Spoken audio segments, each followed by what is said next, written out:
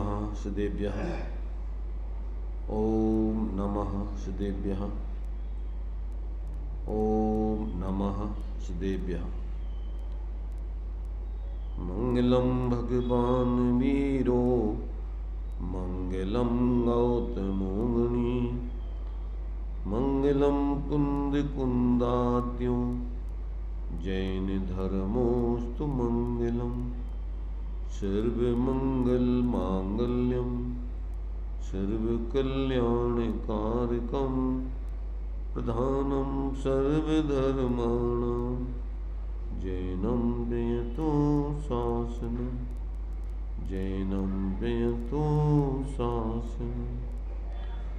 सकल विभाव अभाव कर किया आत्मकल्याण परमानंद सुबोधमय नमो सिद्ध भगवान। आत्म सिद्धि के मार्ग का जिसमें सुभग विधान उस समाधियुत तंत्र का करूं सुगम व्याख्यान।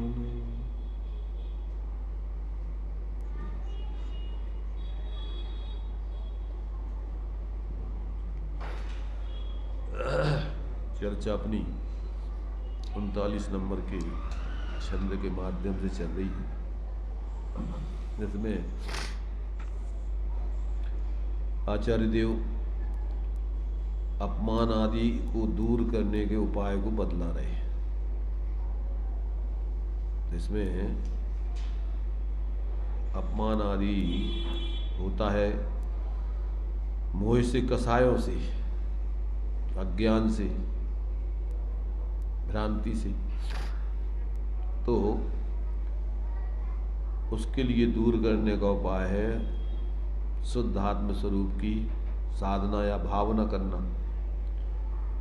तो उसी बात को यहाँ लिया है कि अगर जो साधक या तपस्वी यदि मोह के उदय में जुड़कर अस्थिरता जन राग द्वेष आदि भाव होते हैं तो वो तत्काल अपने शुद्ध स्वरूप को ध्यावे, उसका स्मरण करे, उसकी भावना भावे, तो वो उसके राग द्वेष आदि के भाव तत्काल शांत होते हैं, समाप्त होते हैं। तो इस बात को यहाँ पर ने अभी पढ़ा था, अन्वयार्थ टीका कल पढ़ी थी, भावार्थ विशेषार्थ थोड़ा सा रह गया था, इसको अपन लेते हैं। भावार्थ में उसका खुलासा दिया हुआ है थोड़ा सा। जब अंतरात्मा को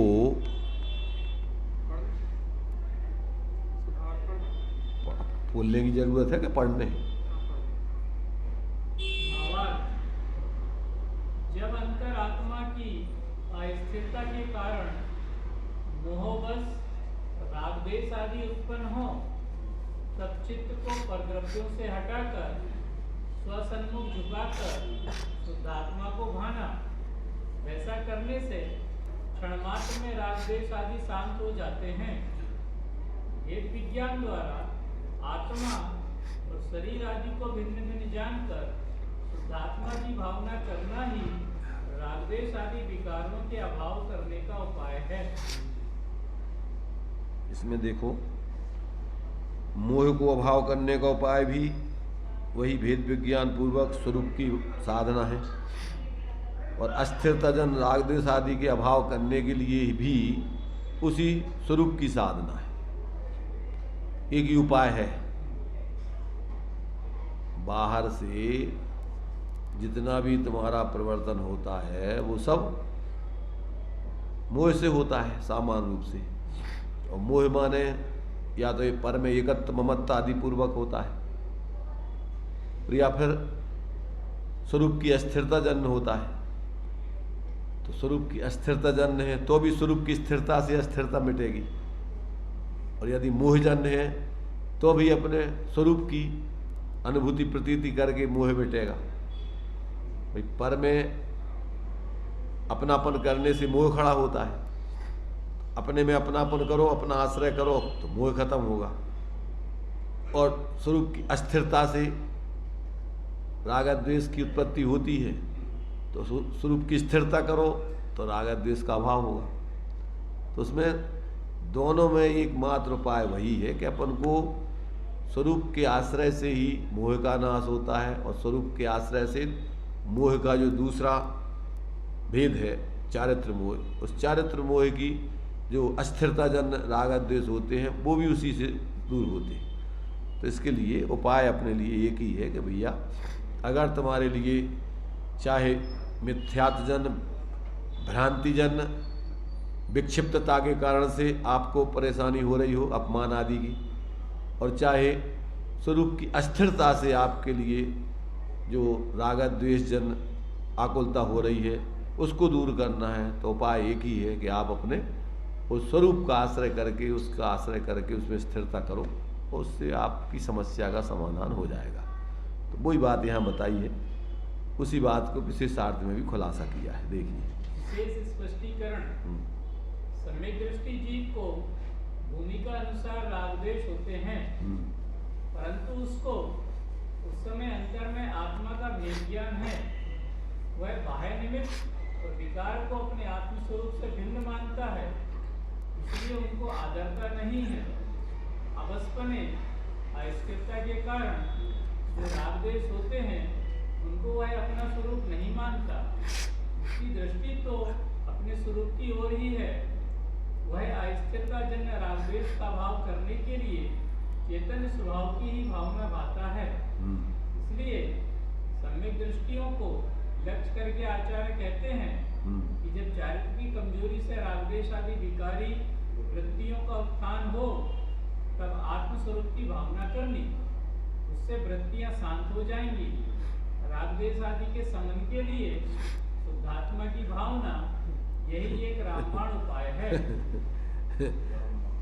बस क्या है अपने पास भाई, क्या है कुल मिला करके एक अपना स्वरूप ही साधने लायक है, आराधने लायक है, इसके अलावा कोई दूसरा उपाय नहीं। अब चूंकि भूमि का अनुसार उस स्वरूप की आराधना पहले तो वेद विज्ञान करके और स्वपर का भेद विज्ञान करके पर से पृथक अपने स्वरूप की ही अनुभूति प्रतीति करो तो मिथ्यात्व का नाश हो जाएगा, और फिर उसी स्वरूप की एकाग्रता करने से गुणस्थान प्रमाण धीरे धीरे स्वरूप में स्थिर होते जाओ तो अस्थिरता जन राग द्वेष का भाव की वितरागता की सिद्धि हो जाएगी। उपाय तो वही है। अब चूंकि देखो सम्यक्त हो जाने के बाद यदि आगे की भूमिका की साधना नहीं होती है तो उस गुण स्थान में भी जीव, जैसे मान लीजिए दीप पर्याय में सम्यक दृष्टि ज़्यादा से ज़्यादा 33 सागर तक रहता है। अब उधर तो चौथे गुण स्थान से आगे बढ़ने का काम ही नहीं। ऐसे नरकों में भी ज़्यादा से ज़्यादा 33 सागर तक रह सकता है, मतलब 2 अंतर्मुहूर्त कम 33 सागर तक वहाँ रह सकता है, तो वहाँ पर भी चौथे गुण स्थान में रहेगा। अब त्रियंच पर्याय में है तो त्रियंच पर्याय में 1 कोटि पूर्व वर्ष तक पंचम गुण स्थान में रह सकता है। 8 वर्ष अंतर्मुहूर्त या अंतर्मुहूर्त कम 8 अंतर्मुहूर्त कम, ऐसे 1 कोटि पूर्व वर्ष तक वहाँ पर सम्यक्त में भी रह सकता है, पंचम गुण स्थान में भी रह सकता है। जिनकी आयु इतनी ज़्यादा है, स्वयं लवण समुद्र आदि में है जैसे त्रियंच है, तो ऐसे उतने रह सकता है। मनुष्य पर्याय में भी अविरत दशा में भी रह सकता है वो 1 कोटि पूर्व वर्ष तक, अथवा अगर विदेश क्षेत्रों में भोग भूमि में है तो 1 पल्ल 2 पल्ल 3 पल्ल की आयु। अब वहाँ तो चूँकि चौथे गुण स्थान से आगे होना ही नहीं है, पंचम भी नहीं होना है, तो वहाँ था तो 1 पल्ल 2 पल्ल 3 पल्ल की आयु चौथे गुण स्थान ही में रहोगी सम्यक दृष्टि हो तो मतलब ये है। और फिर लगातार ये भी दिया है कि जैसे मान लीजिए क्षय सम्यक का काल ज़्यादा से ज़्यादा 66 सागर तक रह सकता है। तो अब उसमें जी माने दीप पर्याय से बीच में एक आध मनुष्य पर्याय लेगी, फिर दीप पर्याय में चला जाए तो फिर सागर पर्यंत वहाँ रहे। तो कहने का मतलब ये है कि जब तक व्यक्ति पूर्ण वीतराग दशा को प्राप्त नहीं होता है तो भेद विज्ञान पूर्वक निचली भूमिका में छठम सप्तम गुणस्थान की भूमिका में भी 8 वर्ष कुछ अंतर्मुहूर्त कम और 1 कोटि पूर्वर्ष तक वो छठम सप्तम गुणस्थान की भूमिका में भी रह सकता है। अब ये उसके ऊपर है। अब जैसे मान लीजिए कि आगे की साधना नहीं कर पा रहा है तो उस गुणस्थान की भूमिका की साधना करेगा, और ऐसे ही जीव फिर 33 सागर तक जाकर के सर्वार्थ सिद्धि में चला जाएगा। वहाँ 33 सागर तक चौथे गुणस्थान में रहेगा, वहाँ से आकर के मनुष्य पर्याय में आके और फिर यहाँ से अब चूँकि सर्वार्थ सिद्धि से आया तो एक भाव में ही मोक्ष चला जाएगा। बीच में अगर मान लीजिए और 4 वैमानिक देव हैं, जैसे विजय वैजयंत जयंत अपराजित अथवा अनुदिश के हैं, तो 2 भवातारी हो सकते हैं। तो वहाँ एक भाव और मनुष्य का लेकर के फिर देव पर्याय में चला जाए, फिर उतना रहे, वहाँ से आगे फिर मोक्ष जा सकता है। तो कहने का मतलब ये है कि यदि भेद विज्ञान पूर्वक अभी पूर्ण वीतराग दशा नहीं होती है तो वो बहुत समय तक, अब ज़्यादा से ज़्यादा तो चूँकि सम्यक्त होने के बाद ज़्यादा से ज़्यादा अर्धपुद्गल परावर्तन काल उसका शेष रहता है, तो मिथ्यात्व में भी जा सकता है, फिर भटक सकता है वो। और अगर मिथ्यात्व में नहीं जाए और सम्यक में ही रहे तो फिर वो कई भाव तक जो है वो रह सकता है। इस निचली भूमिका में भी अपनी साधना कर सकता है वो छठम सप्तम गुणस्थान में भी। छठम सप्तम गुणस्थान की साधना भी 31 बार तक वो भावलिंगी संत बन सकता है। कितने बार? 31 बार भावलिंगी संत बन सकता है। 32वें बार में मोक्ष जाएगा वो। और श्रावक तो वो असंख्यातों बार बन सकता है। पंचम गुणस्थान की साधना असंख्यातों वर्ष की हो सकती है। इसी प्रकार चौथे गुणस्थान की साधना बहुत हो सकती है। तो ये जो है मतलब जब तक वो पूर्ण वीतराग दशा को अपनी उत्कृष्ट साधना करके प्राप्त नहीं करता है तब तक वो नीचे की भूमिका में भी इस प्रकार से वो जीव रह सकता है। चौथे गुणस्थान में संख्यात पर सम्यक दृष्टि मिथ्या दृष्टि जैसी पंचम गुणस्थान के संख्यात पर आता जाता है। तो ये स्थितियां जो है बीच के साधकों के जीवन में कैसी कैसी हो सकती हैं, ये भी अपनों को बराबर ज्ञान में रहना चाहिए। तो कम से कम अपन को कि भाई एक बार तुम्हें भेद विज्ञान हो गया तो अब मोक्ष जाना ये तो पक्का है, पर अब वो बीच में कितनी कितनी स्थितियां आपकी जो है बीच में रह सकती हैं, कहाँ कहाँ तक आप भटक सकते हो, क्या हो सकता है, वो सारे के सारे अपन को शास्त्रों में विधान दिए हैं। ज़्यादा से ज़्यादा वो अर्धपुद्गल परावर्तन काल में बीच है वो असंख्यातों बार 6 उपसम सम्यक, असंख्यातों बार पंचम गुणस्थान, और ज़्यादा से ज़्यादा 4 बार उपसम श्रेणी 11वें गुणस्थान तक जा सकता है। या अर्धपुद्गल परावर्तन काल में वो 4 बार उपसम श्रेणी माने 11वें गुणस्थान तक भी जा सकता है और फिर गिर के बाद में फिर छपक श्रेणी मार के मोक्ष जा सकता है। तो अब ऐसी बहुत सारी संभावनाएं उसे बनती हैं। तो ये सारी चीज़ें अपन को बराबर ज्ञान में आनी चाहिए। एक भाव में 2 बार, अर्धपुद्गल परावर्तन काल में 4 बार। तो ये यहाँ पर को विशेष स्पष्टीकरण, मतलब जिसको अस्थिरता जन राग द्वेष होते हैं तो उनके अभाव करने के लिए साधक को बार बार अपने उस स्वरूप की भावना करके उसकी उत्कृष्ट साधना करके उसका अभाव करने का विधान है। उन अपमान आदि माने कसायों से रहित होने की व्यवस्था उसकी हुई है। तो ये सम्यक दृष्टि जो है आगे जब भी अपनी जो है राग द्वेष की वृत्ति को समन करना चाहता है तो उसके लिए एक ही उपाय है कि वो अपने निःशुद्धात्मा की भावना और साधना के बल से उनका क्रम से अभाव करें। अब आगे इसमें एक छोटा सा स्वामी कार्तिकेय परीक्षा का भी वाक्य दिया है। दुर्लभ मनुष्य भाव प्राप्त करके जो इंद्रिय विषयों में रमता है वह राख के लिए दिव्य अमूल रत्न को जलाता है। क्या कहा? दुर्लभ मनुष्य भाव प्राप्त करके जो जीव इंद्रिय विषयों में रमता है वह मानो राख प्राप्त करने के लिए दिव्य अमूल रत्न को जलाता हो, ऐसा समझना चाहिए।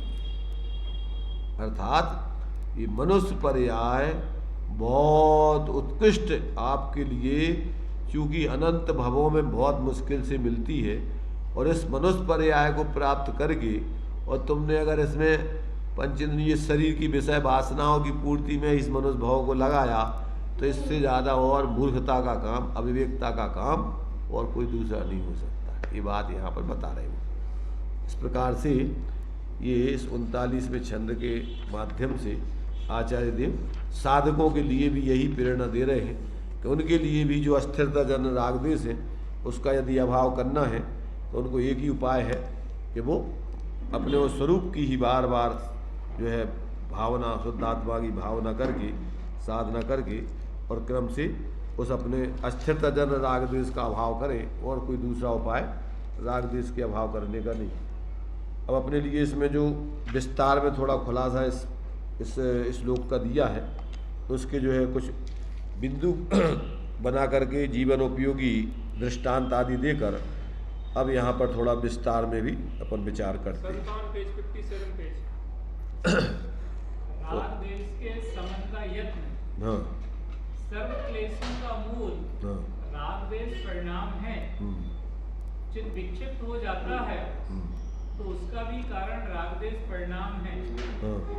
जन्म मरण के भार सहे जा रहे हैं उसका भी कारण राग द्वेष परिणाम है।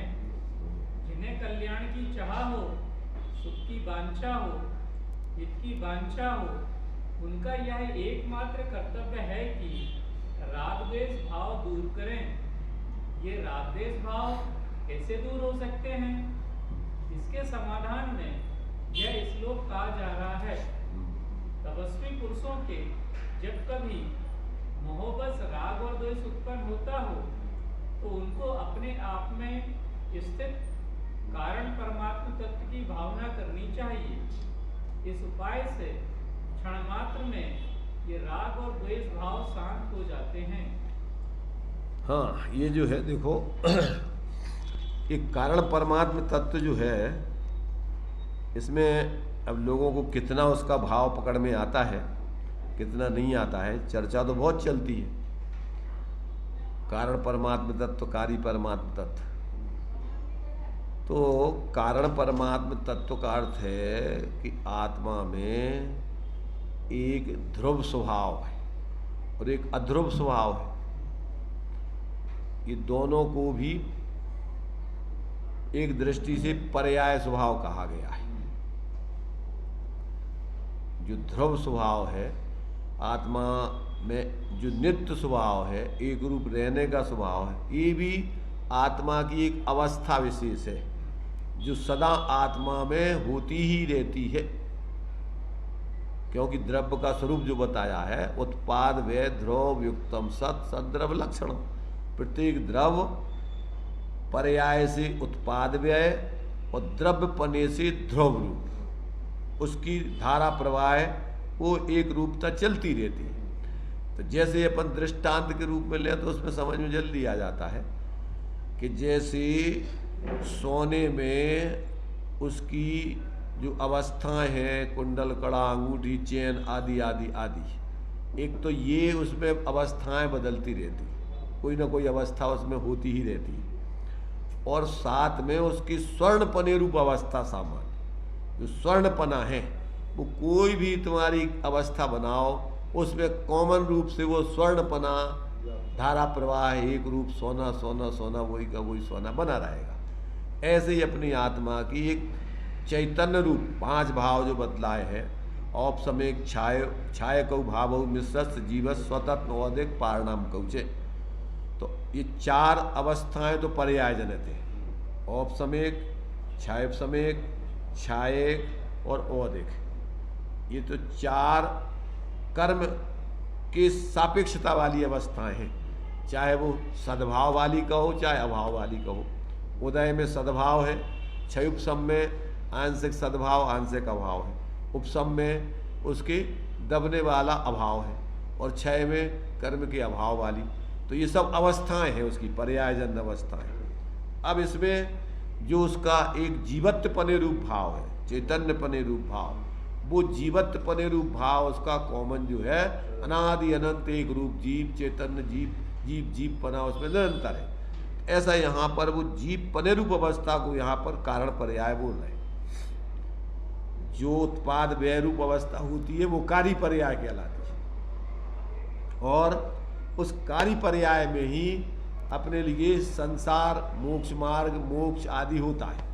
और उस कारण पर्याय में क्या है, एक रूपपना, चाहे वो संसार अवस्था रहो, चाहे मोक्ष अवस्था रहो, चाहे साधक अवस्था रहो, सब में वो जीवत्वपने रूप कॉमन जीवपना, जीव ज्यों का दे। तो जब ये पर्याय में अपने को जीव रूप अनुभव करता है, अनादिकाल से जीव अपने को जीव रूप अनुभव नहीं करता है।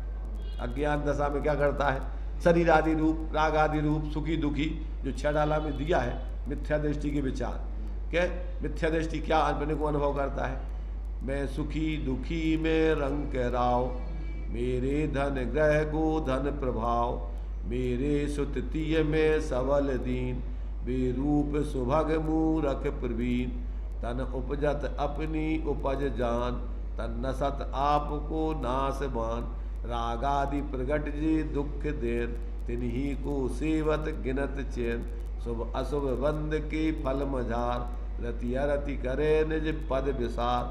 तो ये सारा का सारा इसका क्या है, पर्याय पक्ष में विपर्यास चलता रहता है। तो ये जब तक जीव को ऐसे अपने उस एक रूप जो उसका सदा काल अपना चैतन्यपना, जीवत्वपना सदा काल ज्यों का त्यों रहता है, वो कभी भी निगोध अवस्था से लेकर मोक्ष अवस्था तक उसमें कोई अंतर नहीं पड़ता। तो ऐसे अपने उस एक रूप ध्रुव स्वभाव का हो, जब अपन उत्पाद व ध्रुव की अपेक्षा बात करते हैं तो ध्रुव स्वभाव को हो, जब अपन ज्ञान दर्शन आदि की अपेक्षा बात करते हैं तो चैतन्य स्वभाव को, जीवत्व स्वभाव को,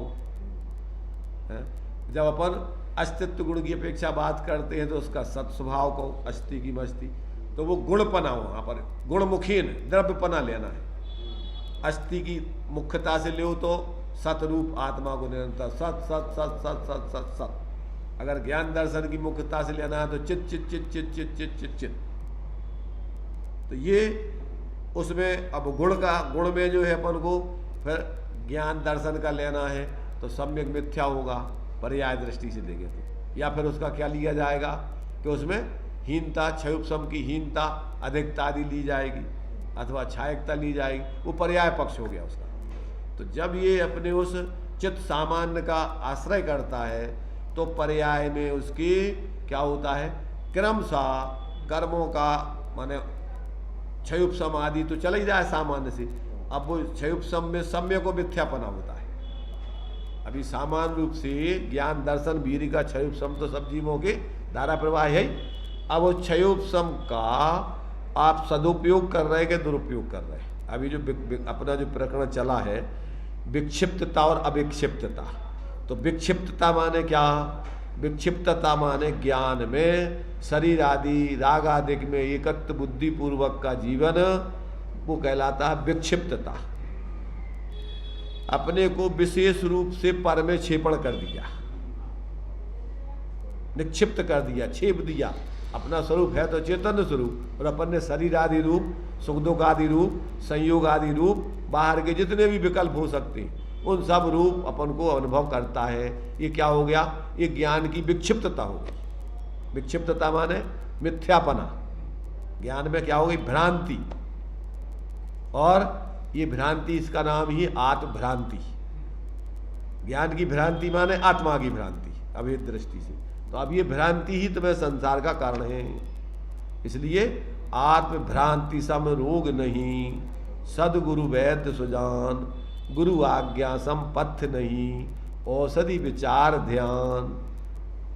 आपके लिए इस भ्रांति को दूर करने का उपाय क्या है, वस्तु विचार ध्यावते, मन पावे विश्राम, रस्वादत सुख उपजे, अनुभव ताको नाम। और अनुभव चिंतामणि रतन, अनुभव है रसकूप, और अनुभव मार्ग मोक्ष को, और अनुभव मोक्ष। ये यहाँ से धर्म का मार्ग चालू होता है। तो जब तक ये जीव चाहे साधु बन जाओ, चाहे विद्वान बने रहो, चाहे सामान्य ग्रस्त रहो, चाहे कुछ भी बनो, पर जब तक तुम अपने को उस कारण परमात्मा रूप अनुभव नहीं करोगे, उसका आश्रय नहीं करोगे, तब तक पर्याय में विक्षिप्तता का अभाव नहीं हो सकता है, तब तक तुम्हारे ज्ञान में अविपरीतपना, ज्ञान का विपरीतपना यानी सम्यकपना पैदा नहीं होता है।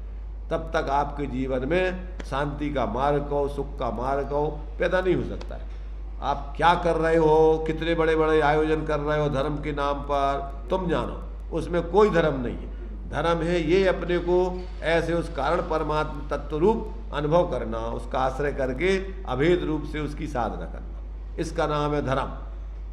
अब वो सामान्य बेस कोई भी चारों गति के जीव इस कार्य को प्रारंभ कर सकते हैं। संगी पंचेंद्रीय जीव, चाहे त्रयंश हो, चाहे मनुष्य हो, चाहे देव हो पर्याय में, पर जहाँ से तुमने अपने आप को ऐसे उस चैतन्य सामान, चित्त सामान रूप अपने अंदर में, अपने ज्ञान में निर्णय किया, जो अपने द्रव्य संग्रह में लक्षण जो दिए गए हैं, तो लक्षणों में अपन को दिया गया है ज्ञान दर्शन की मुख्यता से, व्यवहार से 8 ज्ञान और 4 दर्शन लक्षण दिए आत्मा के।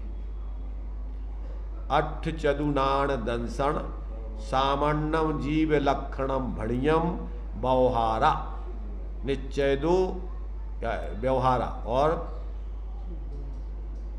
शुद्धम पुण्य दंसनम डाणम, शुद्ध नय से सामान्य से दर्शन ज्ञान ही जीव का लक्षण है। तो उसमें ज्ञान मुखेन वो सामान्य ज्ञान मुखेन दर्शन ज्ञान हो गया। क्यों कि 8 ज्ञान रूप जो परिणमन है वो उस ज्ञान गुण का ही हो रहा है, और ज्ञान गुण माने उसमें आत्मा व्याप रहा है। ज्ञान सामान्य और ज्ञान विशेष। तो ज्ञान विशेष के 2 अर्थ होते हैं। ज्ञान विशेष में गुणों की अपेक्षा कहोगे तो अनंत गुणात्मक आत्मा में से ज्ञान विशेष एक गुण हो गया, और यदि आपको ज्ञान में उसकी पर्याय लेना है तो ज्ञान सामान्य हो गया ज्ञान गुण, और उसकी 8 पर्याय ज्ञान विशेष हो गया। अगर अनंत गुणों में विशेष लेना है सामान्य विशेष, तो ज्ञान विशेष हो गया अनंत गुणों में। वो भी अकेला ज्ञान आत्मा का लक्षण नहीं, ज्ञान मुखेन अनंत गुणात्मक आत्मा।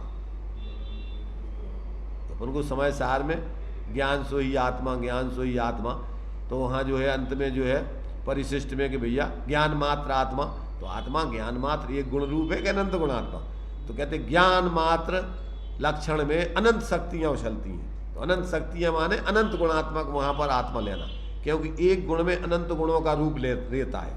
अभेद दृष्टि से विचार करने पर जहाँ पर ज्ञान है तो वो ज्ञान अकेला ज्ञान ही नहीं रह सकता है, बिना अस्तित्व के ज्ञान की सत्ता नहीं हो सकती है, बिना वस्तुत्व के अपना प्रयोजनभूत कार्य नहीं कर सकता है, बिना प्रमेयत्व के वो ज्ञान ज्ञान का विषय नहीं बन सकता है। तो एक गुण में अनंत गुणों का रूप है। ऐसा जब अपन जिस विवक्षा से कथन करते हैं उसमें अपन को मुख्य रूप से क्या है, द्रव्य सामान्य की विवक्षा आश्रय करने की आती है, वो अपन को ज्ञान में आना चाहिए। ऐसा जो है यहाँ अपन को जो अपने लिए कारण शुद्ध परमात्मा की बात इसमें ली इन्होंने, तो उसमें कि जब भी जीव को राग द्वेष आदि की स्थिति बनती है तो वहाँ कारण परमात्मा तत्व की भावना करनी चाहिए। इस उपाय से क्या होता है, क्षण मात्र में ये राग द्वेष भाव शांत हो जाएंगे। मन शांत भयो मिट सकल द्वंद्व, चाख्यो स्वातम रस दुख निकंद। ताते अब ऐसी करऊ नाथ, बिछरे न कभी तुम चरण साथ। समझ में आ गया कुछ के नहीं आया? क्योंकि शब्द हैं, वाचक हैं, जब तक वाच्यभूत विषय समझ में नहीं आए तो फिर उन शब्दों का प्रयोजन सिद्ध नहीं होगा। लोक में अभी अपन जो भी शब्द बोलते हैं उससे उसका अर्थ, वाच्यभूत अर्थ समझ में आता है तो काम बनता है। टोडामल जी ने लिखा कि अगर नौकर तुम्हारे भाव को समझे तो काम बनाएगा, और भाव को नहीं समझा तो काम नहीं बना सकता। वो नौकर से तुमने कहा कि बेटा जाओ घोड़ा को पानी दिखा लाओ, अब पानी दिखाना माने क्या, शब्द है, पानी दिखाना शब्द है, पर पानी दिखाने में क्या कहना चाह रहे मालिक। अब तुम जा करके दूर खड़े होकर के देख घोड़ा वो पानी भरा हुआ देख ले, और लो आया बस दिखा करके वापस कहा भैया पानी पिला लाए कि आपने पिलाने की कहाँ कही थी? हैं? आपने दिखाने की कही थी? अरे भैया दिखाने की तो कही थी, परंतु कहाँ से दिखाया तुमने? पानी में ले जा करके पिला तो नहीं सकती, पिएगा तो वही, परंतु तुमने दिखाया कहाँ से? दूर से कि नजदीक पानी में ले जा करके? दिखाना ही है, तुम दिखा ही सकते हो, पिला नहीं सकते उसको। पर दिखाना भी कहाँ से दिखाना? वो दूर रह के दिखाया कि पानी में ले जा कर दिखाया उसको कि भैया देख ये है पानी, पीना हो तो पी ले। भाई दिखाना ही है तो पानी तो तुम दिखाओगे ही, पिला नहीं सकते हो। क्यों? कि पीने के लिए तो उसको वो व्यक्ति स्वयं पिएगा तो पी सकता है। ऐसे ही प्रत्येक ज्ञानी तुम्हें दिखा सकते हैं स्वरूप। अब वो कैसा दिखा रहा है तुम्हें स्वरूप है? अब वो देखो, तुम देख रहे क्या? तुम उसमें अपने स्वरूप को ग्रहण करके देख रहे कि दूर ही से विकल्प करके जान लोगे हाँ आत्मा चेतन स्वरूप है, बस ठीक है, देख लो भाई। वो भी तो तुम्हारा कि तुम उसमें प्रवेश करके अनुभव करके देख रहे कि दूर ही से विकल्प करके संतुष्ट हो गए, अरे मैं तो ज्ञाता हूँ, मेरा और कुछ नहीं है। शब्द नहीं देख रहा नहीं, शब्द नहीं, मान लो विकल्प में देख लिया, दूर से सविकल्प दशा में निर्णय हो गया तो कछु अनुभव थोड़ी होगा। तब तुमने कैसा देखा? अभी पहले मात्र शब्दों में ही, अभी तो अर्थ ही नहीं समझा तो वो तो काम ही खत्म नहीं है। और मान लो तुमने अर्थ भी समझ लो तो सविकल्प दशा में ही निर्णय करके संतुष्ट हो गए कि उसमें अभेद होकर के निर्विकल्प अनुभव कर रहे, देख रहे तुम। निर्विकल्प होने में उसका अर्थ आएगा भाई, निर्विकल्प होने में ही तुम्हें उसका भाव भाषण होगा, सविकल्प दशा में तो भाव भाषण होना नहीं उसका। इसलिए यहाँ पर भैया वो जो कारण परमात्मा तत्व है वो तुम्हारी हर पर्याय में नव तत्व गतत्व भी सभी में, उसके बिना तो पर्याय कोई होती ही नहीं है।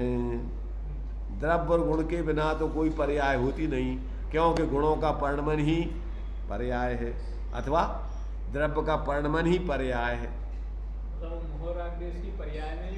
सब में एक मात, उसके बिना तो कोई होता ही नहीं है। चाहे पानी गर्म हो, चाहे ठंडा हो, चाहे तरंगित हो, चाहे निस्तरंग हो, पर पानी के बिना कोई अवस्था नहीं हो सकती।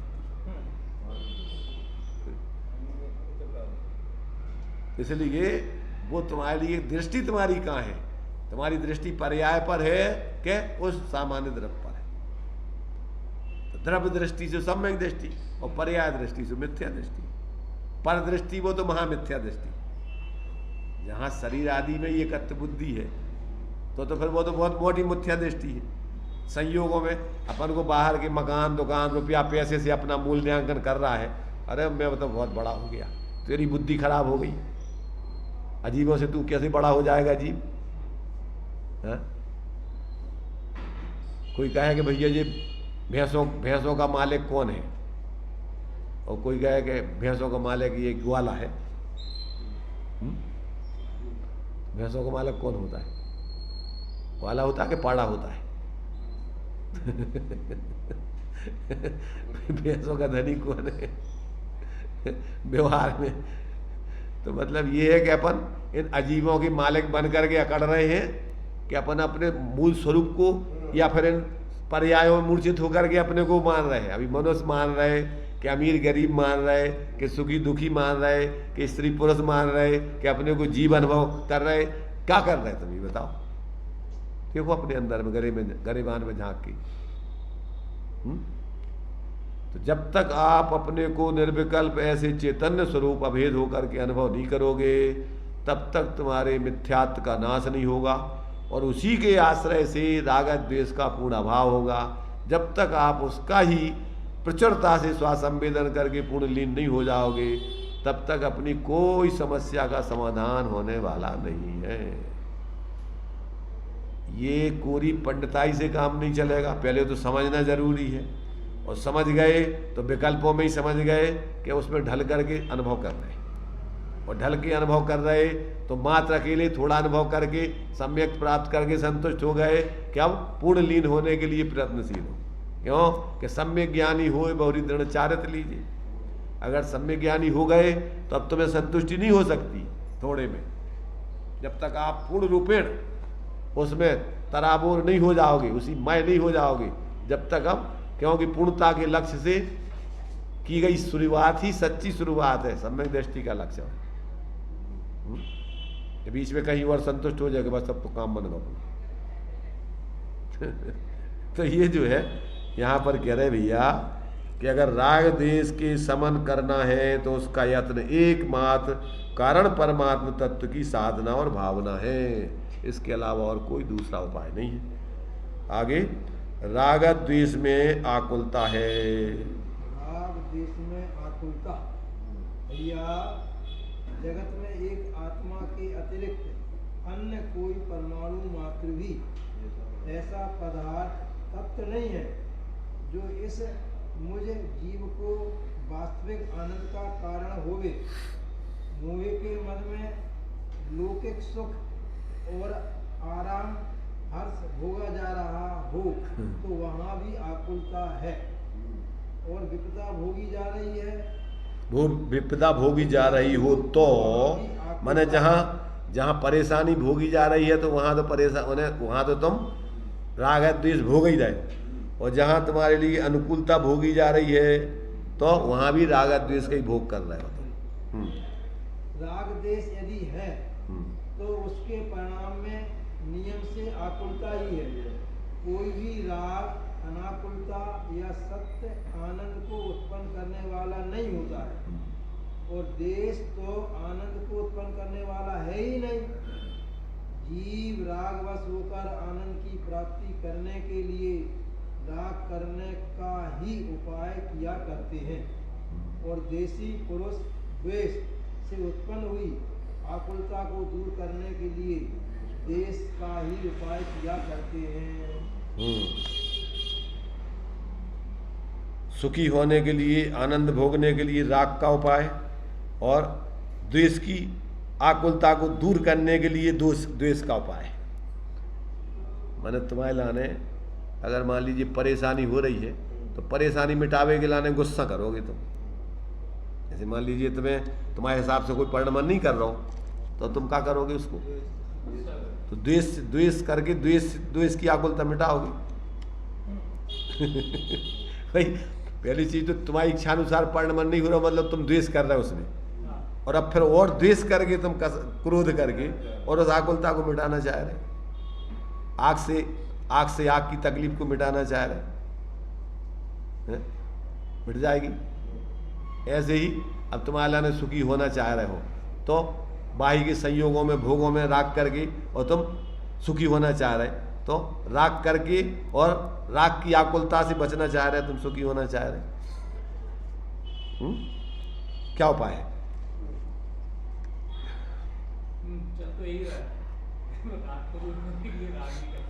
मैंने अज्ञान दशा में व्यक्ति उल्टा उपाय करता है। मैंने जो परेशानी है और परेशानी बढ़ाने के लिए काम करता है, इसलिए सुख प्राप्ति हेतु प्रयत्न करता, सुख जाता दूर है, तू क्यों भयंकर भाव मरण प्रवाह में चकचूर है। लक्ष्मी बड़ी, अधिकार, सुखी होने के लिए क्या चाहता है? मुझे पद मिल जाए बड़े बड़े, मेरे पास बहुत पैसा हो जाए। अरे वाह भाई वाह, कौन सा उपाय है? अरे इससे तो और तेरी परेशानी और आकुलता बढ़ेगी ना। तो अब मूर्ख व्यक्ति उल्टा उपाय करता है। तो लक्ष्मी बड़ी, अधिकार भी, पर बढ़ गया क्या बोलिए परिवार और कुटुंब। भैया हमारे मोड़ा की शादी हो जाए, हमारी मोड़े की शादी हो जाए, हमारे मोड़ा के और मोड़ा हो जाए। अब सुखी हुए के लाने सोच रहे ना तुम, हमारे बहू के तब बच्चा हो जाए अच्छा कोनो, वाह सुखी हो जाओ। कौन सा उपाय है सुखी होने का? बच्चे अच्छे बढ़िया पढ़ाई करने लग जाए, नौकरी लग जाए। काहे के लाने? बच्चों को सुखी करना चाह रहे तुम। क्या करना चाह रहे तुम? बच्चों की दुर्दशा करना चाह रहे। अभी अकेले हैंडल करके और बच्ची पैदा करके उनको मारना चाह रहे कि जिंदा रखना चाह रहे? क्या करना चाह रहे? ज्यादा बताओ। तुम्हारी बुद्धि खराब है भाई, तुम अपने अनुभव से नहीं सीख पा रहे कि हम जितने बाहर में बढ़त जा रहे हैं, जितने हम और फैलत जा रहे हैं, उतनी हमारी आकुलता बढ़ रही कि घट रही? और इन बच्चों को तुम वही देवो दे के मरब उनको, उनके लाने इस सारे जहर पिला करके और जहर खावे को दे करके और तुम उनको सुखी करबो चाह रहे। ये तुम्हारी बुद्धिमत्ता है कि कुंद आचार्य जैसे माता जैसे कि हे बेटा तू शुद्धू सी बुद्धू सी निरंजनू सी, संसार की माया से बचता रहना, इसमें मत उलझना, ऐसा उपदेश दोगे कि और उल्टे उलझाने का उपदेश दोगे? और तुम उनके हितैषी हो कि दुश्मन हो? और मान क्या रहे तुम कि तुम लोक में मूर्खों की जमात में जैसे सारे लोग मानते हैं वैसे तुम मान रहे हो कि सब अपने बच्चों को मोह में उलझा देते हैं, दुनिया के प्रपंच में उनको सौंप देते हैं और सोचते हैं कि बहुत बड़ा काम करता हूं हमने बच्चों के संग। जिम्मेदारी तुमने निभा दी, काई की? संसार बढ़ावेगी। बताओ, सोचो जरा। है? कौन सा उपाय है अपनो? देखा जाए तो दुश्मन है फिर तो माता। अरे यही है, माता शत्रु पिता वैरी, ये न बालो न पाठिता, न शोभते सभा मध्य, हंस मध्य बको यथा। हंस भेद विज्ञान, दूध और पानी का छीर नीर का भेद विज्ञान करने वाले हंस होते। ये परमहंस वे लोक में जो है दूध पानी को अलग करते हैं, वे हंस कहलाते। और जो शरीर आदि राग आदि से भिन्न आत्मा का अनुभव करते हैं इनको परमहंस बोलते हैं। परम भेद विज्ञानी है ये। तो ये जब तक अपन को ये कला नहीं आवे तब तक कौन तुम्हारे लिए सुखी करेगा संसार में? कैसे सुखी होगे? धर्म के नाम पर भी का चलता है? भगवान महावीर स्वामी की जयंती मनाई जा रही है और बढ़िया जो है खूब तुम्हारे से वो क्या क्या खाना है, आइसक्रीम और मलाई और फलाना और ठंडाई, और क्या कर रहे हो भाई? तो कभी नहीं देखा मैंने 25-30 साल, पोहा भी नहीं, पोहा बना के। अभी तो और देखते जाओ भाई आगे और क्या क्या होता है, समझ रहे? और जन्मदिन पर आप बढ़िया प्रीति भोज, आराम से आओ, बढ़िया खाओ, मौज मस्ती करो, भीड़ इकट्ठी करो हमारे पास आकर के। अरे भाई क्या कर रहे हो? ये कल्याणक है, 5 कल्याणक, जिससे कल्याण के मार्ग पर लगने की प्रेरणा मिले, उनकी उस गर्भ जन्म तप आदि कि भैया ये भाव के अभाव करने को इनका भाव है।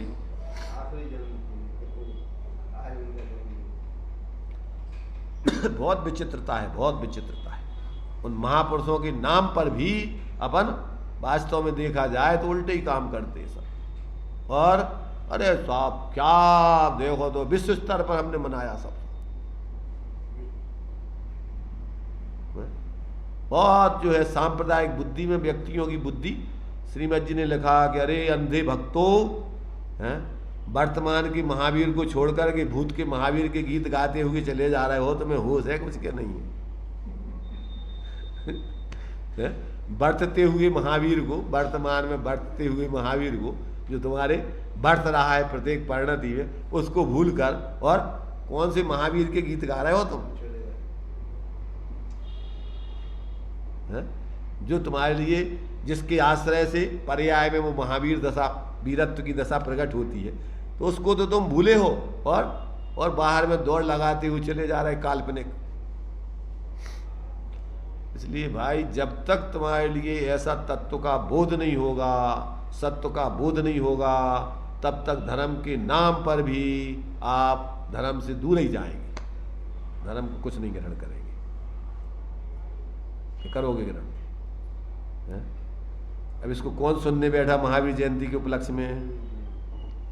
ये महावीर का उपदेश ये है कि वो और दूसरा उपदेश है, वो खाने पिलाने का, चिल्लाने चीखने का, जिनको कछु होश ही नहीं है, 6 द्रव्य 7 तत्वों के नाम नहीं जानते हैं, और भीड़ इकट्ठी करो और बढ़िया तांगे घोड़े ये वो हाथी ऊंट और बढ़िया उनको ड्रेस पहना दो और चिल्लाओ चीखो जोरों से। कितना प्रचार प्रसार हो रहा महावीर स्वामी का, कितना प्रचार प्रसार हो रहा है?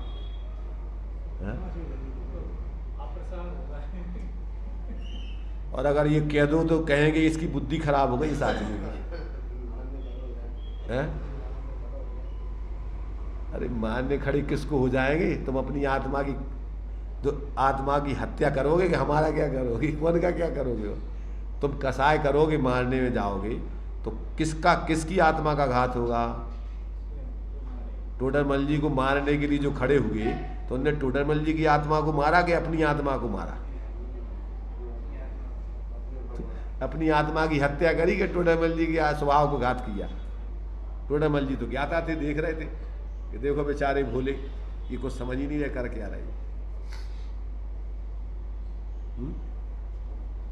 तो भैया इस बात को जब तक नहीं समझेंगे तब तक तीर्थ के नाम पर भी आप वास्तव में अपने को ठगेंगे और दूसरों के लिए भी धर्म का कुछ नहीं समझा पाएंगे। इसलिए एकमात्र राग द्वेष की उत्पत्ति जिन कार्यों में होती है वो धर्म नहीं हो सकता है, उसमें आकुलता है। और आत्म को है सुख सो सुख आकुलता बिन कहिए, और आकुलता शिव माही ना ताते शिव मग लागो चाहिए। और शिवमग क्या है? पर द्रव्यंत भिन्न आप में रुचि सम्यक्त भला, और आप रूप को जान पनो सो सम्यक ज्ञान कला, और आप रूप में लीन रहे थे सम्यक चारे सोई। ये है शांति का उपाय। अब आगे द्वेष की बेचैनी की एक घटना। द्वेष की बेचैनी की एक घटना। कुछ वर्षों पहले कहीं एक कोई घटना हो गई कि पड़ोस के किसी स्त्री के लड़के से दूसरे पड़ोस के लड़के से झगड़ा हो गया, और झगड़े में एक लड़के की माँ ने दूसरे लड़के को पीट दिया। तो जिस लड़के को पीटा उसकी माँ को इतना क्रोध आया कि खाना भी न सुहाए। उसका संकल्प हो गया कि मुझे तब चैन होगी जब उस लड़के को जान से खत्म कर दूंगी। उस बेचैनी में उसने 3 दिन तक भोजन भी नहीं किया, उससे खाया ही ना जाए। इतना तीव्र क्रोध चढ़ाया कि वह अपनी धुन रखी थी। आखिर चौथे दिन उसे मौका मिला, कोई मिठाई का लोभ देकर उस लड़के को बुलाया और एकांत पाकर उसके प्राण ले लिए, और वहीं अपने घर में ही कहीं गड्ढा खोद कर गाड़ दिया। वह लड़का एक बड़े आदमी का था, बड़ा ढूंढवा बचा। आखिर खुफिया पुलिस ने किसी प्रकार पता लगा लिया और उस हत्यारे को गिरफ्तार किया। जब जज ने पूछा कि तूने इस लड़के को क्यों मार डाला, तो उसने जवाब दिया कि इसने बेकसूर मेरे लड़के को थप्पड़ मारा था, और इसने ही अपनी माँ से हमारे लड़के को पिटवाया था। ऐसी दशा देखकर मेरे मन में यह संकल्प हो गया कि इस लड़के को जान से खत्म करना ही है, और इस धुन में मैंने 3 दिन तक खाना नहीं खाया, भोजन के लिए हाथ ही ना उठे, वही धुन बनी रहे। जब तक लड़के को मार डाला तब चैन पड़ी, फिर उसे दंड मिला। क्या हुआ आगे पता नहीं, पर यहाँ देखो कि जब द्वेष की घोर वेदना उत्पन्न हो जाती है तो उस वेदना को शांत करने के लिए उसने द्वेष को ही बढ़ाया और द्वेष करके अपनी वेदना को शांत किया। बताइए, शांत हो गई वेदना उसकी। ये सही घटना लिखी इनने। एक कुछ समय पहले अपन भी रोजीना देख ही रहे ना, ऐसी सारी घटना है रोजीना हो रही सब। तो मतलब जीवों की दशा देखो आप, कसाय से कसाय की आकुलता को मिटाना चाहता है, उस कसाय का पोषण करके कसाय करके सुखी होना चाहता है। सबकी उनकी दशा नहीं है, ये सबकी त्यागी वृत्ति पंडित विद्वान सबकी यही दशा है अज्ञान दशा में। चाहे साधु हो चाहे त्यागी वृत्ति हो। अच्छा तुमने हमारी बात नहीं मानी, तुमने हमारी बात काट दी, तुमने ऐसा कर दिया, तो अच्छा हम देखते। अब वो अंदर ही अंदर घुटता रहेगा जब तक उसका अपमान नहीं कर दे, जब तक उसको नीचा नहीं दिखा दे, तब तक उसको चैन नहीं पड़े। अब उसका मान लो पाप पुण्य का उदय है तो नीचा तो तू 24 घंटे नीचा देखता रहेगा, रात दिन आर्थ रोज ध्यान करेगा, हो सकता है आत्महत्या करके मर जाए। टोडामल जी 4 कसायों में अंत में मरण तक लिखा है, पढ़े कि नहीं पढ़े? क्रोध के बस होकर ये क्या क्या करता है, मान के बस होकर क्या क्या करता है, माया के बस होकर, और अंत में जब उस कसाय की पूर्ति नहीं होती तो मर भी जाता है, प्राणघात कर लेता है। ये दशा है अज्ञान दशा। तो मतलब जब तक व्यक्ति को तत्व ज्ञान नहीं होता तो का मचा हुआ है देखो तो आप 24 घंटे आत्मा उसकी उबल रही है कसायों से 24 घंटे। अब का धर्म कर रहे तुम? अरे भाई धर्म तो ये है कि तुम अपनी आत्मा को तत्व ज्ञान पूर्वक स्वरूप के आश्रय से शांत करो। धर्म तो ये है। अब कौन को दिखाना है, किस किस भीड़ में पहुंचना है तुम्हें जहां तुम्हारा ये काम होगा है? कौन सुनने वाला है तुम्हारी तूती इस बियाबान जंगल में मूर्खों के? इसलिए जब तक आपको तत्व ज्ञान नहीं होगा आप अपने आत्मा का हित नहीं कर सकते और अन्य जीवों के हित में निमित्त भी नहीं बन सकते। उनके लिए भी कसाय भड़काने में निमित्त बनोगे। कसाई जीवों को कसाई के काम चाहिए धर्म के क्षेत्र में भी, इतने भी कसाय का पोषण नहीं हो जब तक उनको चैन नहीं पड़ती। इसलिए भाई ये यहाँ पर एक एक पॉइंट से अपन अपने जीवन का चिंतन करें, मनन करें, शोधन करें कि हम कहाँ खड़े हैं, वास्तव में हमारी क्या स्थिति है। अब राग देश के कर्षण में मंथन, राग देश के कर्षण में मंथन, राग और द्वेष इन दो रस्सियों के बीच मथानी की तरह यह जीव फिर रहा है। जैसे दही बिलोने की मथानी जो रस्सी में लिपटाई जाती है, उस रस्सी के उन दोनों छोरों के आवागमन की रगड़ से मथनी का क्या हाल हो रहा है, इसी तरह यह जीव राग और द्वेष की दो डोरियों में फंसा हुआ, मायाचार में पड़ा हुआ इस जगत के चक्र काट रहा है। कहीं भी तो चैन नहीं है। गरीब सोचता है कि धनी बड़े सुखी होंगे, पर धनियों का हाल धनी जानते हैं। धनी सोचते होंगे कि गरीब बड़े सुखी होंगे, उन्हें कोई चिंता नहीं, पर गरीबों की हालत गरीब ही जानते हैं। कुछ मिल जाए, कैसा ही समागम मिले, यदि ज्ञान नहीं है, विवेक नहीं है, तो सुख और शांति हो ही नहीं सकती। सुख और शांति धन की देन नहीं है, किंतु विवेक की देन है, ज्ञान की देन है। ज्ञान समान नान जगत में सुख को कारण, यह परमामृत जन्म जरा मृत रोग निवारण। जे पूरब शिव गए, जे पूरब सुखी हुए, जो हो रहे हैं होंगे, सो सब महिमा ज्ञान तनी मुनिनाथ कहे। जब तक व्यक्ति को ऐसा अंदर में भेद विज्ञान, देखो मंथानी का दृष्टांत दूसरी जगह भी आया है। कहाँ पर, किस रूप में आया? पुरुषार्थ सिद्धि उपाय में आचार्य अमृत चंद देव ने स्यादवाद के मंथन करने के लिए, तत्व का सार निकालने के लिए नए रूपी विवक्षाओं को, एक को ढीला करो, एक को खींचो, एक को, दोनों को एक साथ नहीं, तो उसमें से मक्खन निकलता है, वस्तु स्वरूप का निर्णय होता है।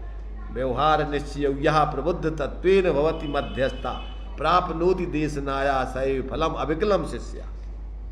जो निश्चय व्यवहार से वस्तु स्वरूप को समझकर और उस स्वरूप के आश्रय से मध्यस्थ हो जाता है, वो जिनेंद्र भगवान की संपूर्ण देशना का फल वीतरागता स्वरूप का अनुभव प्राप्त करके सुखी हो जाता है। तो इस स्यादवाद रूपी वस्तु तत्व को निर्णय करना है तो सापेक्षताओं से वस्तु स्वरूप को समझो, कौन सी विवक्षा से कौन सी बात कही जा रही है, और दोनों विवक्षाएं उस वस्तु को बताने के लिए है। निश्चय व्यवहार द्रव्यार्थ है को पर्यार्थ है नए, ये एक अखंड वस्तु को बताने के लिए है। दोनों से वस्तु स्वरूप समझकर मध्यस्थ होकर स्वरूप में स्थित होकर और आप वीतरागता की सिद्धि करो। और ये राग द्वेष की मथानी में क्या कर रहे हैं, ये अपने तत्व को मथ करके उसको मचाएं दे रहे हैं उसको आकुलता पैदा करा रहा है 24 घंटे, 1 मिनट चैन से नहीं बैठने दे रहे। तनक में राग, तनक में द्वेष, तनक में राग, तनक में द्वेष, तनक में राग, रात दिन कसायों में जी रहा है ये।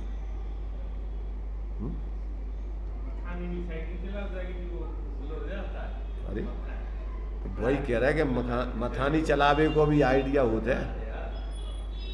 अब जानते नहीं है लोग मथानी काहोत कैसो मक्खन बिलो जात कैसो निकालत। अब आजकल तो सब मशीनें आ गई, निकलो निकलाओ दूध आऊँ लगो अब तो घी आऊँ लगो अब तो, अब कोई को पता ही नहीं है।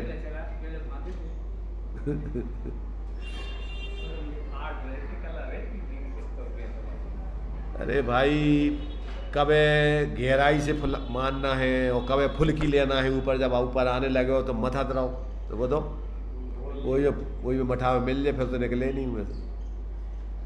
फिर तो जब ऊपर आ जाता तो गर्म पानी डाल के ऊपर ऊपर फुल्की लेकर के वो फिर मक्खन निकाला जाता है, और फिर एक बार मक्खन निकाल के और फिर उसी मठा में डाल दो, फिर वो अब मिलने वाला नहीं है, तैरता रहेगा। ऐसे ही सदगुरु इस संसार रूपी समुद्र में से शिष्यों को शादवाद के माध्यम से स्वरूप बोध कराकर उसी संसार में छोड़ देते, अब वो संसार में मिलने वाला नहीं।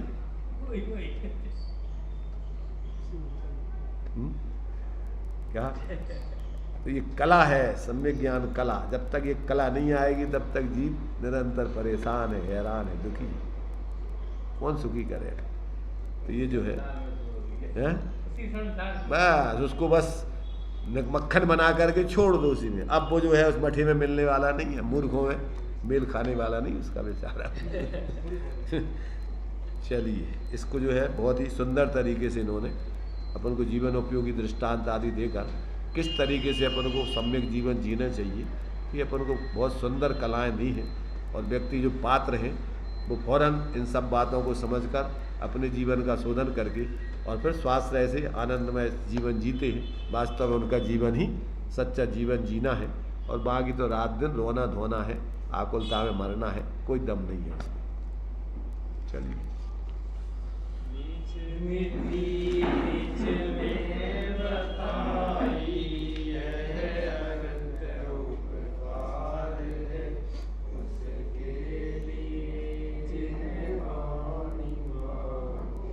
वंदना सत बार है।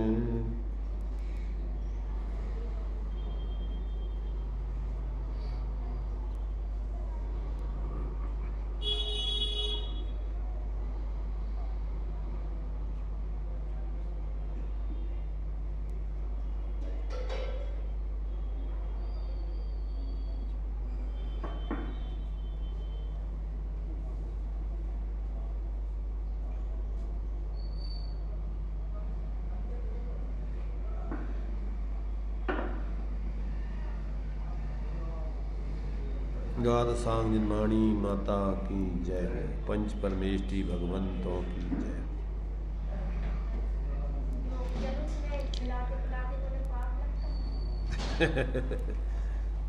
तुम बताओ क्या लगा?